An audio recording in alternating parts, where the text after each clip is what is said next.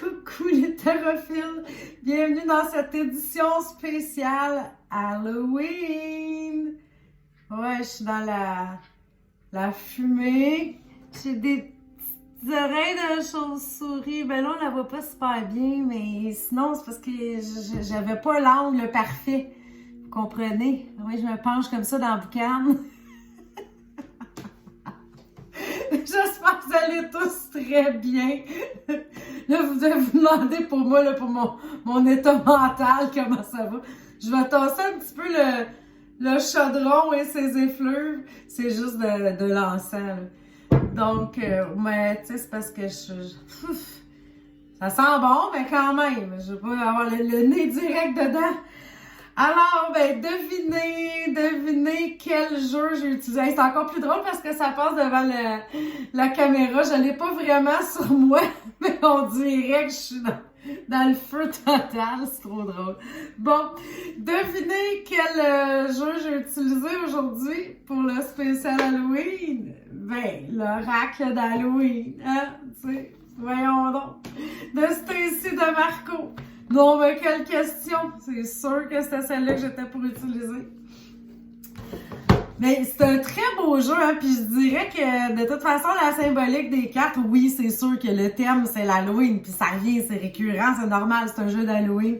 Mais quand même, les significations des cartes peuvent s'adapter aux situations de notre vie de tous les jours. Là. On pourrait l'utiliser même en plein été ou puis ça ferait la même chose, sauf que, tu sais, bon, c'est sûr qu'à Noël, ça vous tente peut-être pas de voir une citrouille, tu sais, on peut être dans le bon moment, mais je veux dire, je l'ai quand même utilisé beaucoup, là, ce mois-ci pour moi, tu sais, pour ma pratique personnelle, pour m'amuser, puis je vous dirais que les messages sont quand même assez justes, tu sais, même si c'est un jeu à thème.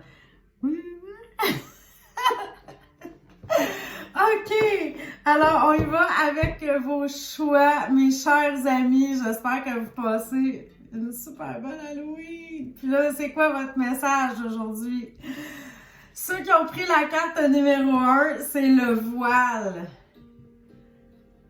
Hein, nous autres, on est habitués maintenant d'avoir un masque dans le visage, mais elle, c'est sur les yeux. Donc, c'est le voile. J'ai vraiment pensé au masque, mais je me suis dit, bon, hein, on reste dans la même thématique. Donc, le voile, je vous lis votre carte.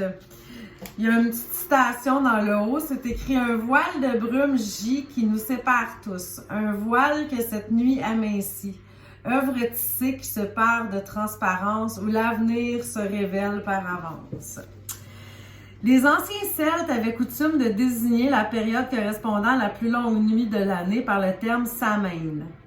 Ils croyaient en l'existence d'un voile séparant le monde des morts et celui des vivants qui s'amenuiserait, mais uniquement 2 nuits par an, lors de Samhain et de Beltane, la nuit la plus courte.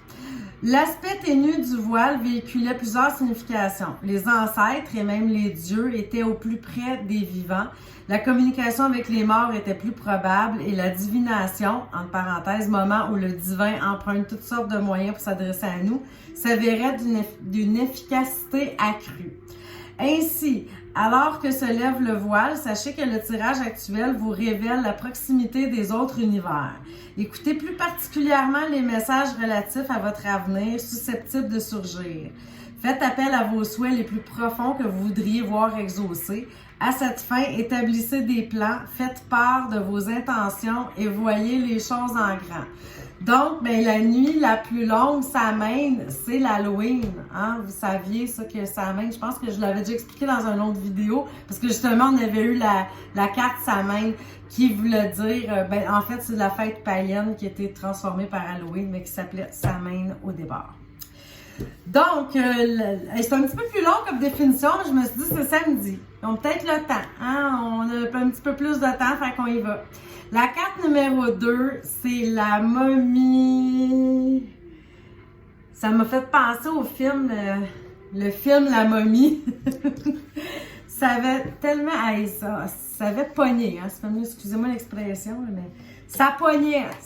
Mais c'est un bon film. Donc, la momie, le changement. C'est du sable dans la bouche, des bandages pour toute enveloppe corporelle, jalousant les vivants voués à la vie éternelle. Donc, les anciens Égyptiens prenaient la mort très au sérieux, à l'inverse d'un grand nombre d'entre nous qui la considèrent comme une finalité terrifiante. Elle incarnait le début d'une nouvelle vie et souvent la vie éternelle dans un lieu idéal, l'au-delà. La pratique consistant à recourir au procédé complexe de momification pour honorer et préserver le corps est au cœur de la culture de l'Égypte ancienne.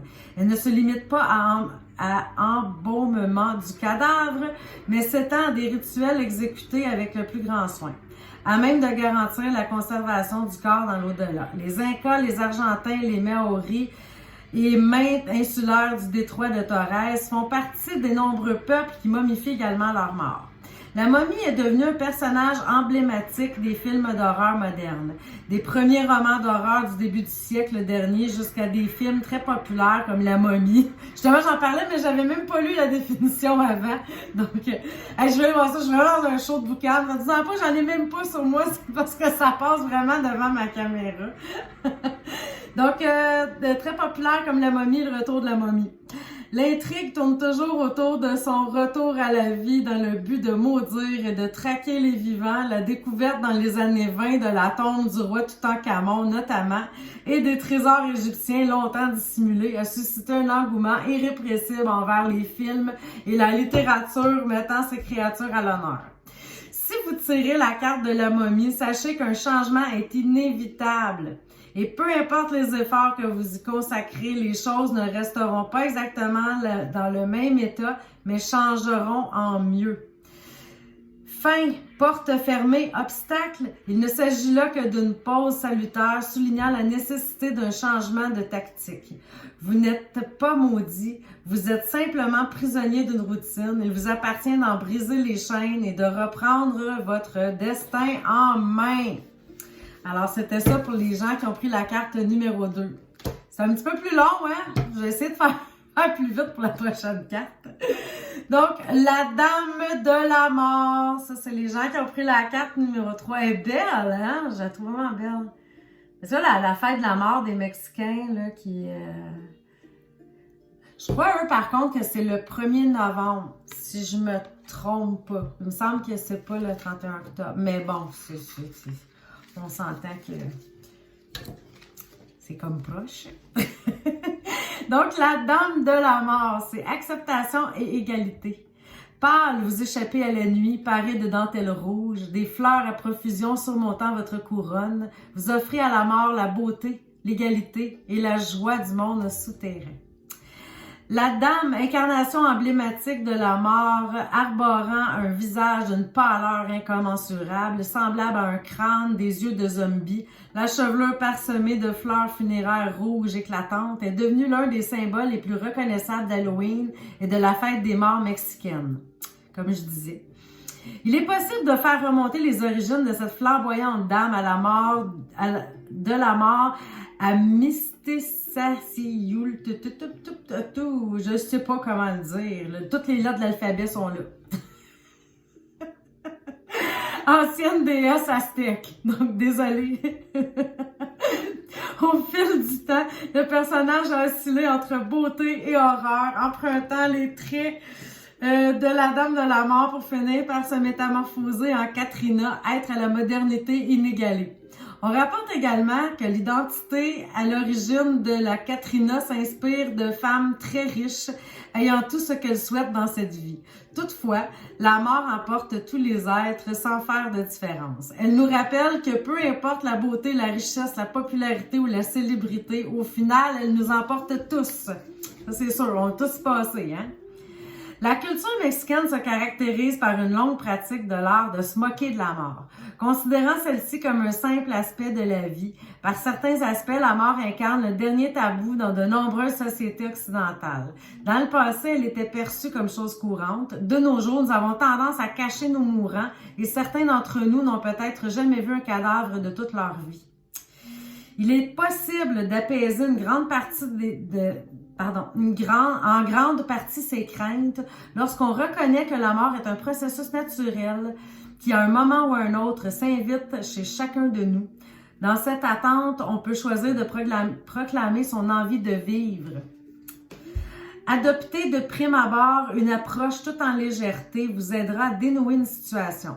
Si vous vous accrochez à des choses inutiles, notamment matérielles, simplifiez-vous l'existence et lâchez prise. Alors, ben c'est ça. C'est une carte un peu de lâcher prise, d'acceptation de la mort, d'acceptation des cycles, que rien n'est éternel, mes chers amis. Ben, je vous souhaite une magnifique Halloween. Profitez-en au maximum. Mangez pas trop de bonbons, là, puis amusez-vous bien. Donc, ben, à bientôt. Puis je suis contente d'avoir fait une petite vidéo spéciale, de vous avoir vu. Alors, on se revoit, ben, lundi matin, si tout va bien. À bientôt.